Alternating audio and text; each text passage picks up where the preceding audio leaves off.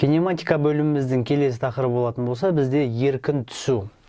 Еркін түсу жерге қатысты белгілі бір биіктіктен бастапқы жылдамдықсыз түсірілген денелердің жердің тартылысы әсерінен жасайтын қозғалыс дейміз. Яғни кез келген денені біз қолымыздан тастай салсақ, ол жердің тартылыс күші әсерінен жерге құлайтынын бәрімізге белгілі.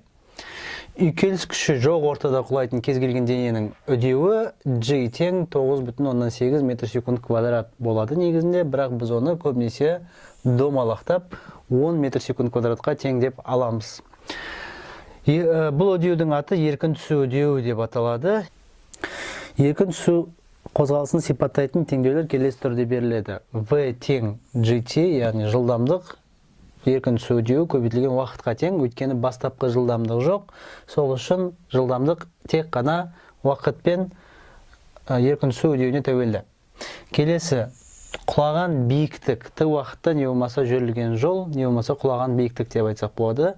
H тең GT квадрат бөлінген 2. Бұл жерде бастапқы жылдамдық жоқ болған үшін ол туралы жазбаймыз. Және үшінші формуламыз V квадрат тең 2GH.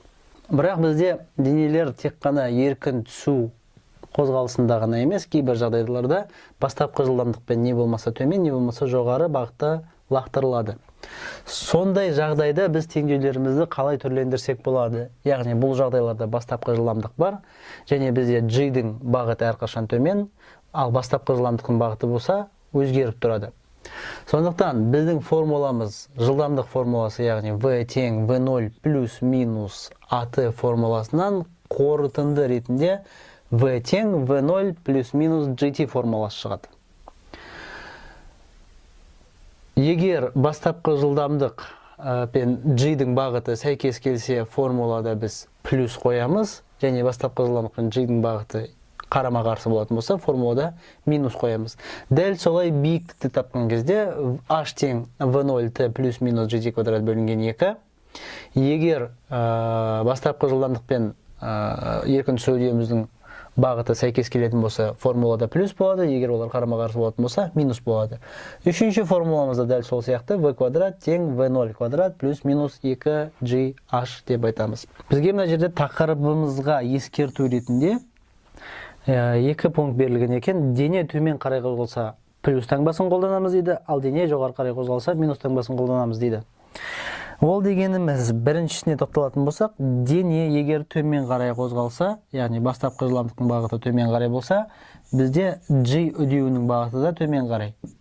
Екеуінің бағыты сәйкес болғандықтан біз плюс қолданамыз, ал егер екінші пунктті қарастыратын болсақ, бастапқы жылдамдықтың бағыты жоғары қарай болған кезде бізде G-дің бағыты өзгермейді, ол әрқашан төмен. Екеуі қарама-қарсы болғандықтан біз минус таңбасын қолданамыз деп айтамыз. Еркін түсу қозғалысын бір мысалдың үстінде қарастырып көрейік. Еркін құлаған дене жолдың бірінші жартысын 4 секунд уақытта өтсе, құлау биіктігі дейді. Яғни бізде еркін құлаған дененің құлау биіктігі жалпы H болсын. Құлаған дене жолдың бірінші жартысын 4 секундта өтсе дейді. Яғни,